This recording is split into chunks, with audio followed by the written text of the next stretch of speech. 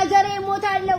لما ما إثيوبيا لما ما كيتسي لما ما بركسي الليلة كان الرد ولو كانوا جرا شو قبل الرد كانوا تولي قال له gocha جبي أبو يا جالمرو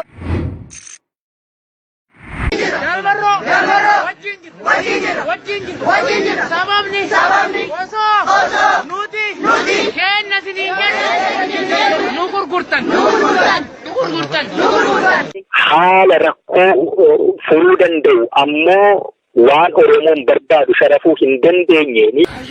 يا وبو yeroo fi TPLF waliin diina waloo qabnu isa kana kuffisuu irratti bifa waraanaan wal hubannoo qabaanne waliin hojjechuun ni danda'ama ka jedhu irratti yeroo gabaabduu fi mariitu ture waan ji'a tokko walakkaa hin caalleen asitti wal hubannoon jiraachuun dirqama ta'aa jechaataatti yookaan ammoo akkaataamatti guutummaa biyyattii keessatti lola kana irratti wal hubannoon jiraachuu qabu irratti nuti walii galle gocha jabe abo ya jalmaro ammatti walii galteen jiru dhimma waraanaa irratti walii galteen garii fi rakkooleen kanaan dura turanii fi sichillee akkaataatti gama siyaasaa waliin hojjechuun danda'amu mariin itti jirama mariin suni itti bahiinsi isaa maal akka ta'e gara fuulduraatti kan waliin luta'a. abo ya jalmaro ayyaata jajjabaadhaa jaallan bakka hundaa jirtanii ni injifamnaa ni mo'annaa Oromiyaa bilisanii baasnaa jiraanne bilisummaa Oromootiin handhuura Oromiyaa Finfinnee irratti wal arginu yoo hin jiraanne immoo Oromiyaan bakka nu barbaadetti lubbuu sana ni kennina lafeen keenya rikaa ta'e tamni irra haa tarkaanfatu dhaamsa kiyyaa jajjabaadhaa woboo bakka jirtanii fayyaanaaf ta'ee fi Boko maaltu jibbaare Jalmaroo maaltu jibbaare Jalmaroo maaltu jibbaare Jalmaroo qeequufis mooraalii takka hin qabdanii Jalmaroon balleessee jira Jalmaroon akkana godhee jira Jalmaroon akkamitti akkana ta'a Jalmaroon akkamitti waraana TPLF hojii waliigalaa warri jettan ergaa biraa qabdan isinu abbaa feete ta'e dhageebada TPLF hojii waliigallee abiyyi dha'uu mititi shayxaana burree hojii waliigarree abiyoot kaasaa jedhaman dib goone hidda gabrummaa irraa buqqisna jechuudha warri gabrummaa keessatti buluu barbaadan warri gabrummaa keessatti wal horuu barbaadan yoo jiraatan malee maal jechuu barbaadan asirraa hiitan hidhaina abiyyi warri jettan deema abiyyi deeggarire deema abiyyi hojii takka ta'e dhageeffadha warri duraanis nu jeesaa ture gaafa bara TPLF bulchaa turte amma 27 warri nu jeesaa nu dhabamsiisaa ture warruma arra jiru kan warruma arra jiru nama biraatii miti manni caaltuu kana manni iftuu kana kan jee TPLF eessa baasii beeti naannoo Oromiyaa eessa beeti takka takkatti kan deemee garsiise warra arra aangoorra jiru kan warri kun manaabaluuti kun nadhii gammadaa uummata Oromoof akkana aarsaa kana kafale aarsaa kana hojjetu waan kana jee kan deemee isa ajjeese isa galaafate eenyu warruma arra jiru kana jechuudha. warra har'a akkami juuntaa hojii dhaabbatanii juuntaa miti shayxaana hojii ni dhaabbata dura hubadha keessa deddeemaati bara waan jiru maaltu kun ta'u waraanaa walii gadi gamanaan dhiyaati atis gamanaan asii dib godhi irra walii gadan dib godhanii haa dhabamsiisan isin maaltu isin wacisiisan maaltu isin ilgisiisan akka nama jaarmaroodhaa fi himuu takkatti jaarmaroon balleesse hidhee ta'anta waranya maqaa sabboontotaan Facebook meeqa banattanii asitti Facebook meeqa bartanii nuti akkamitti TPLF hojii takka taanii akkamitti maali yitanii warri akkana warra abiyyi hojii dhaabbatu abiyyi jaalmaroo hojii dhaabbatu taanaan deemiti abiyoot kaasaa hojii dhaabbadhu deemnuufu abiyoot kaasaa jedhaman jedhuti eenyu si dhorke isin amma dhugummaa yaaddaniiti namni gubatee nagarre duraanuu hiddaan taphataa jette Oromoon isin gubattanii nagarre sharaaba qarshii lamaan bitattanii dhugaa garaa keessan xiilleessanii asirra gabbaatanii jaarmarroo gara gaggalchisan isin mooraalii kamiin jaarmarroo gara galchisan mooraalii kamiin Jawaar qeexan mooraalii kamiin jaarmarroo arrabsisan إيسا بدني أرى أنو ما نسي أسرع باتني تكتين كيسا ورقة باتني جارمرون أكمي تكنا جي جارمرون أكنا يتن إرقابراك أبدن أنا سينما ماكي مالباي سينما مال نقوتنا إرقابراك كيسا أبدن ركوبراك كيسا أبدن مقا سبونتو تاتي مقا چالتو في چالات أسرع قباتني وانش ألالل جتني فنجلتا أفان قبتاتي تا ناتي سينما أندو قدوغاني سينما إرادي باين بيقوان dhugaan isin dimaan nan jiraachistanii nuti bilisummaa barbaanna oromoon akka bilisa baatu barbaanna oromoon akka nagaan biyya isaa keessa jiraatu barbaanna nageenya barbaanna lubbuun jiraachuu barbaanna biyya namatti hanqayoon biyya namaa dhiqaa hanqayoon mana namaa xaragaa jiraanna nuti bilisa nu haa baasu jaarmaroon waraanni adda bilisummaa oromoo dhaabbatee nu haa baasu nama fedhee hojii dhaabbatee shayxaana burree hojii dhaabbatee jinni hojii iisii hojii dhaabbatee bilisa haa baasu warra hidhame hidharra haa baasannuuf hay akkam ta'uu barbaadan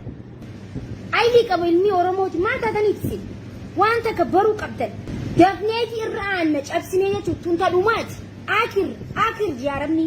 tunta dhumaati waraana kuma dhibba lama caala dhume kuma dhibba lama caala hasan caalu waraana fixatee jira ijoollee xixiqqoo mana barumsarraa guuranii ijoollee hiyyeessaa ijoollee haati booru qoraan gurguruurraa na baasti biddeena gurguruurraa na baasti huccuu namaa dhiquurraa na baasti ijoollee jettee mana qaraatiitti ergattee mana qaraatii baratu jiran ijoollee xixiqqoo wali guuranii ijoollee yoo laalte fuulli isaanii bal'aa dumbushee xixiqqishuu tana ijoollee nama waraanni abiyyi waraanan qabajee as gabboo jechuudha ijoollee xixiqqoo ijoollee hiyyeessaa walii qabee deeme isaayyoo danda'an jommee mee hangaasaa waan warri isinne maaliifi warrummaa malaaxaan asirra walii qabamtanii jeenaraal maarre jeenaraal jinni jeenaraal muga jeenaraal mitirqishoo jeenaraal maarre mitirqoo ittanii walii qabamtan kun hundi yoo dandeessan maaliif biyya Itoophiyaa tanaaf jiraannaa Itoophiyaa tanaaf duunaa biyya teenyaaf ni dhabamnaa biyya teenyaaf ni duunaa biyya teenyaaf ni saqqalamnaa biyya teenyaaf ni bajjeesnaa jettan isin maaliif dirree waraanaa hin deemne akka jaarmaroon hidhatee dhaabbatu jirutti hidhattanii maaliif biyya teessanii hin qabsooyne deemtanii ilmaan xixiqqishoo ilmoo amata 16 ilmoo seerrillee hin ayyamneef sila seerri Itoophiyaa keessa jiru akka seeratti ijoollee xixiqqoo tanaaf hin ayyamamu ijoollee amata 18 umurii 18 hin gahin ijoollee amata 17 15 ijoollee xixiqqoo laayifii isaaniitiin quufin ijoollee taphattee kubbaa taphattee hin quufin walitti tarristanii waan dirree waraanaa geessaniif hin qabdanii mee yoo dhiira taatan yoo biyyaaf duuneettan warri feesbuuka kana gubbaa afaan battan biyya keessa teessanii warrummaan biltsiginnaatu የፌስቡክ አርበኞች ለምንድን ነው የማትገቡት? ለምንድን ነው የማትታጠቁት? ለምንድን ነው የማትፋለሙት? ለሀገሬ ሞታለሁ ለማማ ኢትዮጵያ ለማማ ቂንጢሴ ለማማ በርቀሴ ለማማ እንትንዬ ለማማ እማማ ኢትዮጵያ እማምዬ ከምትል ለምን አትገባም? ለምን በአፍ ብቻ ትቦረቀጣላችሁ? ቆይ ለምን በርቀት ትላላችሁ? አሁንስ እንዴት እንደደበራችሁ አፍ ብቻ አፍ አሁንማስ አለቀላችሁ እኮ አሁንማስ ዱሮ ታወራላችሁ አሁንማስ የምታወሩት ነገር እንኳን የለም ብልጽግናን ተዱማ ኩፍቴ ተዱማ ጭቴ ተዱማ ዋን ኸራት የምት ቀብዴ አከታውቱ ቀብዴ ዋንጎቱ ቀብዴ ጆሌ ትንሽ ቀብዴ ማሊክ ሲሙ ድሬ ወራና እንዴንተን ድሬ ወራና ለቁ ቀብደን በራይሲን ሃዩት ታዳኒ በራይሲን ደፍተረ ቀበተን ይላል አከና ዲምተን በርኩን በርሲን በጣም ያሳዝናል በጣም ያሳዝናል አማጋ ወሪ ሃዩት ታዳኒ ሲልመት ወሪ ሜይሲ ማንዴኔ ወሪ በር ኢልሞ ኢሳኒ ዶይሳኒ ሳሊያለ ጅተኒ ወሪ ጀተን ኢሳኒስ ካናዳ ነቀተኒ ታኒስ ኢልሞ ኢሳ ኦልሪ ገዴ ታኒስ ኦል ኤገዴ በርሲሰቱ ጅራዳ ወሪ ኢናይ ወሪ ቀበሌ ከይሰ ታኤ ወረቃ በረስለ ኢልሞ ኢሳ መንጮሮራ ከይሰ ካየቲቲ ኢልሞ ነማትን ገባ ብየቴሰኒ ዱቀደ ብይቱን ብየቴሰኒ ኦሮሞ ቡልቹ ማረጃኒ ጆሌ ረቲ ፕሮፓጋንዳ እንታኔ ኡመኒ ጆሌ ጥቅሾ ዴ ወኒ ጎዳ ጅራ እደና መከበ በጣም ነው መገረምተ አይ ብልጽግና akkana ta'uu keessantu hedduu nama ajaa'iba. Ay biltsiginna ay hina amantan bakka isin kufaatii keessan abiyyiin ammallee kufaatii isaa tana ifi fudhatu dadhabee jira. Amanti amma akkatti fudhatu jira. Amma waboon dalagaa eegaltee jirti sirriitti fudhatta. Jaarmarroo jechuun maal akka ta'e siifin himuun. Dawaa keessanii jaarmarroon dawaa opiidiyoo gizee dhibba takka ajjeesse gizee dhibba takka lafaa kaase kan daaktar jaarmarroo jechuun warra bayyanatan qabne ammarree warrummaan feesbuuka kanarraa abiyoot kaasaa qaban jiru kufee bar cabee bar abiyyi wali qabanii boorsaa keessa kaanii laal akka balbalatti tumuu qofaa sirni abiyyi kaasaa cabee abiyoot kaasaa qaban jira harka wagoo forsitti gizee akka galtee maakii orroon tiyyaa kara biyyeessi fiiw